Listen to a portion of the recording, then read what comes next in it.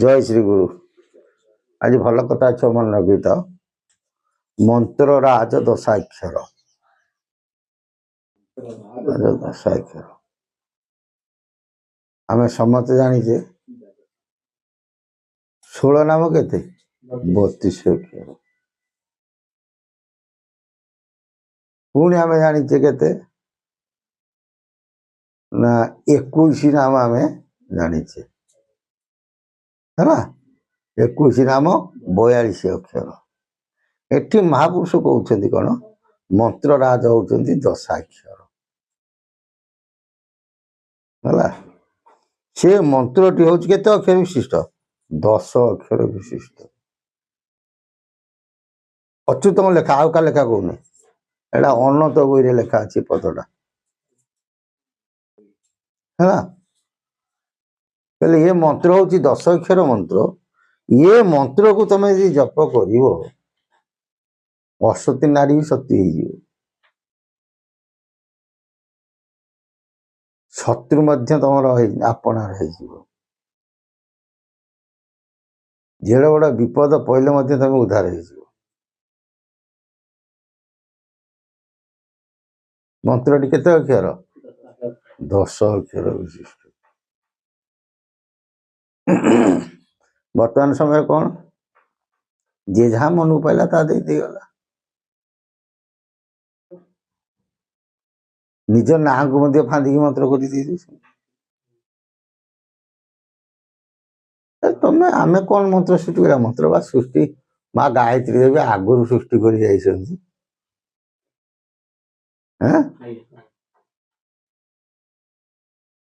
महापुरुष कही गोटे पद बोले 21 नाम कहीं न जानिबे निज नाम कारबार नाम केते कहले 21 वेद कौच केते 16 नाम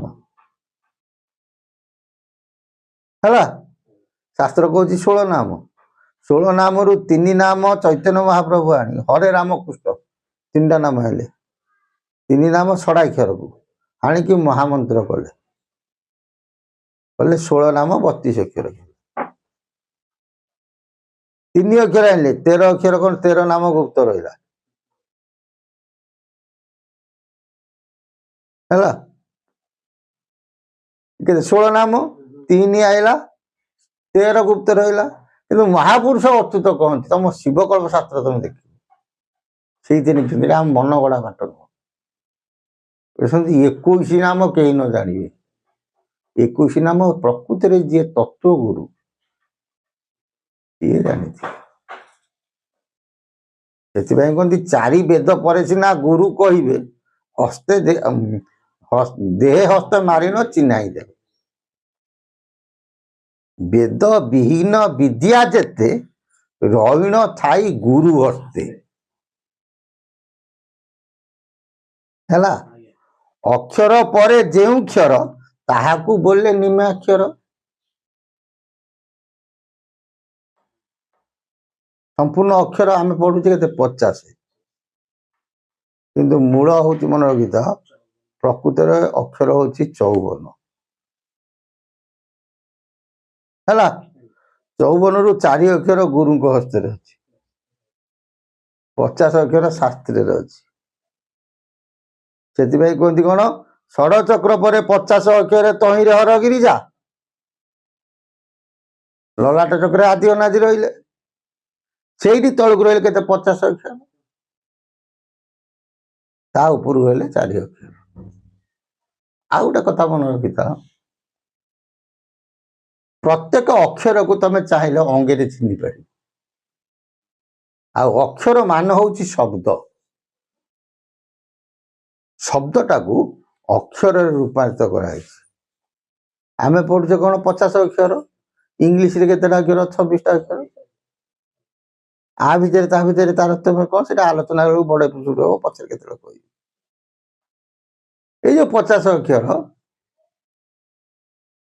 ये हूँ कौन षड़चक्र भितर रहिले ता ऊपर जो रहिले आ 4 अक्षर से 4 अक्षर बतेबे कि ना गुरु आम समस्त जानीचे किंतु आखि थी कणा ଆମ ସମସ୍ତେ ଜାଣିଛେ କିନ୍ତୁ ଆମେ ତାକୁ ଧରିପାରୁ ନାଉ ସହଜ। ବୁଝିପାରୁଛ ନା ବୁଝିପାରିଲ? ଅକ୍ଷର ସୃଷ୍ଟି ହବା ଆଗରୁ ଆଉ ଗୋଟେ ଅକ୍ଷର ସୃଷ୍ଟି ହେଇଥିଲା।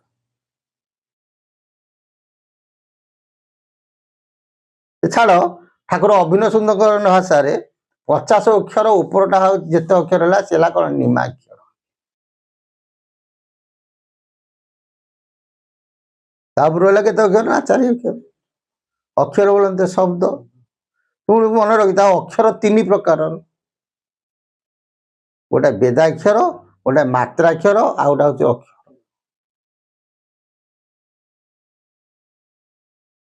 ବୁଝି ହଉଛି ନା? କେତେ ପ୍ରକାର ନା 3 ପ୍ରକାରରେ, ଗୋଟେ ବେଦାକ୍ଷର, ଗୋଟେ ମାତ୍ରାକ୍ଷର, ଆଉ ଗୋଟେ ଅକ୍ଷର। ଆମେ ବର୍ତ୍ତମାନ ଅକ୍ଷର ଉପରେ ଆଲୋଚନା କରୁଛେ। ଏଇପରି ଭାବରେ କେତେ ହେଲା ନା 54 ଅକ୍ଷର। ଶାସ୍ତ୍ର କହେ ଷଡ଼ଚକ୍ର ପରେ 50 ଅକ୍ଷର ତହିଁର ହରଗିରି। ଷଡ଼ଚକ୍ରରେ 50 ଅକ୍ଷର ବିଦ୍ୟମାନ। ଏଠି ଅକ୍ଷର ଶବ୍ଦ ହଉଛି, ଅକ୍ଷର ଅର୍ଥ ହଉଛି ଶବ୍ଦ। ଆଉ ଦେହଟା କାଟିଦେଲେ ତା ଭିତରେ ହାଡ଼ ମାଂସ ରକ୍ତ ଇଏ ନା ଆଉ କଣ ଅଛି? ତା ଭିତରେ କଣ ଅକ୍ଷର ଅଛି? ମାନେ ସେ କହୁଛନ୍ତି ସେଇଠି ଯୋଉ ଅକ୍ଷର କହୁଛେ ସେଇ ଚକ୍ର ମାନଙ୍କରେ ସେ ଶବ୍ଦ ଉତ୍କୀର୍ଣ୍ଣ ହଉଛି, ଶବ୍ଦ ପରିବେଷ୍ଟିତ ହଉଛି। ତୁମ ନାକ ବାଟେ ଗୋଟାଏ ଶବ୍ଦ ବାହାରୁଛି, କଣ? ହଂସ ସୋହମ, ହଂସ ସୋହମ, ହଂସ ସୋହମ। ବୁଝି ହଉଛି? ଏଇଟା ଯଦି ଇଟା ଭାଟି ହୁଏ, ଇଏ ତାର ଚେମିରି ହେଲା। ଏବଂ ଗୁରୁମାର୍ଗ ତତ୍ତ୍ୱ ଭିତରେ ମନେ ରଖିଥାଅ ସବୁଠୁ ସାର ଜିନିଷ ହଉଛି ଶବ୍ଦ ନିରୂପଣ। ଯଦି ଏ 50 ଅକ୍ଷର ଶବ୍ଦ ଏକତ୍ରିତ ହେଇକି ନାସା ବାଟେ ବାହାରୁଛି ଗୋଟିଏ ଶବ୍ଦ ହେଇକି, ତାହେଲେ ଏଠି କୋଉ କୋଉ ଶବ୍ଦ ମିଶିଲେ କଣ ଉତ୍ପନ୍ନ ହଉଛି? ସେଇଟା ହଉଛି ମୁଖ୍ୟ। ଗୋଟିଏ ଗୁରୁକୁଳରେ ଶିଷ୍ୟ ଯେତେବେଳେ ବିଦ୍ୟା ଅଧ୍ୟୟନ କରେ, ବାସ୍ତବ ମତରେ ତତ୍ତ୍ୱଗୁରୁ ବାଦରେ ପରମ୍ପରା ନିଦ୍ରା, ଶବ୍ଦ, ଆଉ ଗୋଟେ କଣ ନିଶ୍ୱାସ, ଇଏ ତିନୋଟି ଯେତେବେଳେ ମଣିଷ ସିଦ୍ଧି କରିଦିଏ, କରାୟତ କରିଦିଏ, ସେ ହଂସ ସୂତ୍ରକୁ କଣ କରିଥାଏ? ପାଇଯାଇଥାଏ। ହେଲା। ଶବ୍ଦ ଆମେ କହୁଛେ ରାମ, ମୋ ପାଟିରୁ ଗୋଟେ କଣ ହଉଛି? ପବନ ବାହାରୁଛି। ଆଗରେ ଗୋଟେ ପବନ ଅଛି, ଏ ପବନର ମାଡ଼ ହଉଛି ଏ ପବନ ଦିହରେ, ହେଲେ ତରଙ୍ଗ ସୃଷ୍ଟି ହଉଛି। ପ୍ରତି ଶବ୍ଦ ମତେ ଶୁଭା ହଉଛି ରାମ, ତମକୁ ଶୁଭା ହଉଛି ରାମ। ହେଲେ ମୋ ମୁଖ ଭିତରୁ ଯୋଉ ପବନଟା ବାହାରୁଛି, ଯୋଉ ହାରମୋନିୟମ ସ୍କେଲ, କଣ ପବନ ଦେଲା କଣ ହଉଛି? ସ୍ୱର ଉତ୍ତୋଳନ ହଉଛି। ସେମିତି ଇଏ ଯୋଉ ପବନ ବାହାରୁଛି, ଇଏ କଣ ଶବ୍ଦ କରୁଛି? ମୋ ଆଖି ଆଗରେ ଯୋଉ ପବନ ଅଛି ତା ଦେହରେ ପ୍ରତିଘାତ ହଉଛି, ସେ ଶବ୍ଦର ତରଙ୍ଗ କଣ ଶବ୍ଦ ହଉଛି? ବୁଝି ହଉଛି ନା? ଇଏ ମିଶିଲାକୁ ସୃଷ୍ଟି ହଉଛି କଣ? ରାମ ଶବ୍ଦ ବୋଲି ଶୁଭା ଯାଉଛି। ତାଳି ମାଇଲି, ତାଳି ମାଇଲେ କଣ ହଉଛି? ଏ ହାତର ପବନ ଏ ହାତର ପବନ ମଝିରେ ଯୋଉଟା ମାଡ଼ ହେଲାକୁ ଶବ୍ଦଟା ପ୍ରତିଘାତ। ବୁଝି ହଉଛି ନା? ସେମିତି ପ୍ରତିଧ୍ୱନି ଯୋଉଟାକ ଆସିଲା ସିଏ ହେଲା ମୁଖ୍ୟ। ଆଉ ଗୋଟେ ହଉଛି ନିଶ୍ୱାସ। ସୂର୍ଯ୍ୟାଣୁ ଚନ୍ଦ୍ରାୟଣ, ଚନ୍ଦ୍ରାଣୁ ସୂର୍ଯ୍ୟାୟଣ, ଯଥା ସୂର୍ଯ୍ୟ ଓଡ଼ିଆରେ କହନ୍ତି ଡାହାଣ ନିଶ୍ୱାସ, ବାଁ ନିଶ୍ୱାସ ନା। ଇଏ କେତେବେଳେ ଏପଟ ସେପଟ ହଉଛି ଆମେ କଣ ଜାଣିପାରୁଛେ? ତାସ ଖେଳୁଛେ, ଖାଉଛେ, ପିଉଛେ, କାମ କରୁଛେ, ଆମେ କଣ ଜାଣିପାରୁଛେ?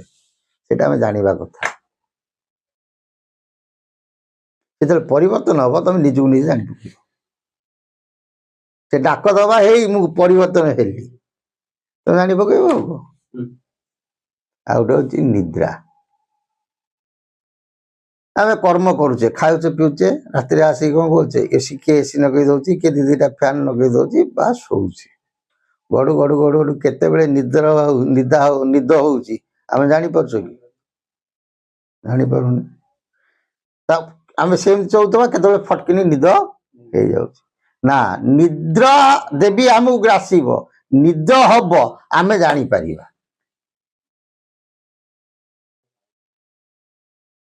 ବୁଝି ହଉଛି? ହେଇ ମତେ ନିଦ ହେଲା, ମୁଁ ନିଦ ଯାଉଛି। ଏ ସୂତ୍ର ଯଦି ଆମେ ଧରିପାରିବା ତତ୍ତ୍ୱର ଶୀର୍ଷସ୍ଥାନରେ ଆମେ ପହଞ୍ଚି ପାରିବା। କିନ୍ତୁ ବର୍ତ୍ତମାନ ତାହା ନାହିଁ, କାଳକ୍ରମରେ ଲୋପ ହେଇଗଲାଣି। ଗୁରୁକୁଳେ ଗୋଟେ ମନ୍ତ୍ର ଦେଇ ଦେଉଛନ୍ତି, ମାଳି ଦେଇଦେଲେ ପଇସା ଦେଲେ ବାପା ଏଇଆକୁ ତୁ ବସିକି ଜପ କରୁଥା ହେଲା। ଜଣେ ଶିଷ୍ୟ ହବା ଭାରି କଷ୍ଟରେ ବାପା। ଆଗ ଚେଲା ହୋ ବୁକ୍ଚା ହୋ,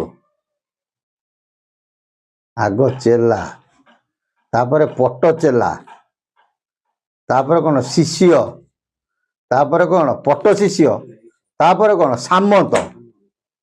ଯେତେବେଳେ ସାମନ୍ତ ହେଇଯାଏ ସେତେବେଳେ କଣ ଯେ ଗୁରୁ ଶିଷ୍ୟ ଦୁହେଁ ପ୍ରଳୟ କାଳେ କାହିଁ ରହିଲେ ମୁଁ ଜାଣିନପାରେ। ଠାକୁର ଅଭିରାମ ପରମହଂସରେ ସେଠି ଗୁରୁ ନାହିଁ କି ଶିଷ୍ୟ ନାହିଁ। ଯେତେବେଳେ ସାମନ୍ତ ହେଇଯାଆନ୍ତି, ପଞ୍ଚମ ସ୍ତରଟି ସାମନ୍ତ କହି ପରମ ଗୁରୁଙ୍କ କୃପାଲୁ ହୋଇ, ପଞ୍ଚମ ସ୍ଥାନ କଣ ସାମନ୍ତ, ପରମ ଗୁରୁଙ୍କ କୃପାଲୁ ଭାଇ।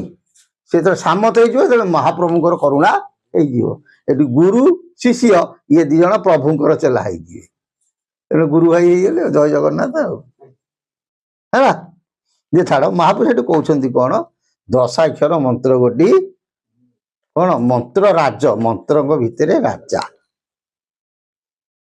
କଣ କହିଲେ, ମନ୍ତ୍ର ଦଶାକ୍ଷର ଯେଜନ ଭଜଇ ଲଲା ଗଇ କାଳ ଦଣ୍ଡ, ମାନବ ଜନମ ସାର୍ଥକ ହୋଇବ ଉଦ୍ଧାର ହୋଇବ ପିଣ୍ଡ।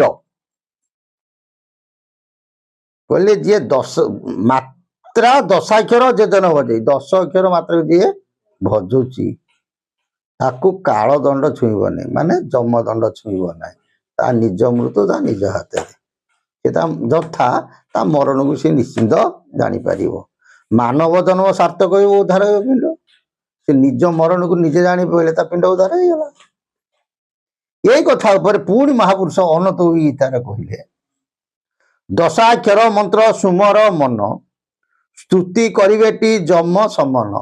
କହିଲେ ହେ ରାମ, ତୁ ଯଦି ଦଶାକ୍ଷର ମନ୍ତ୍ରକୁ ଜପ କରିବୁ, ତତେ ଯମ ସୁମନ, ତତେ କାଳ ବା ପୁରୁଷ ବା ଯମ ପୁରୁଷ ତତେ ଓଲିଟି ଆସି କଣ କରିବେ, ସ୍ତୁତି କରିବେ।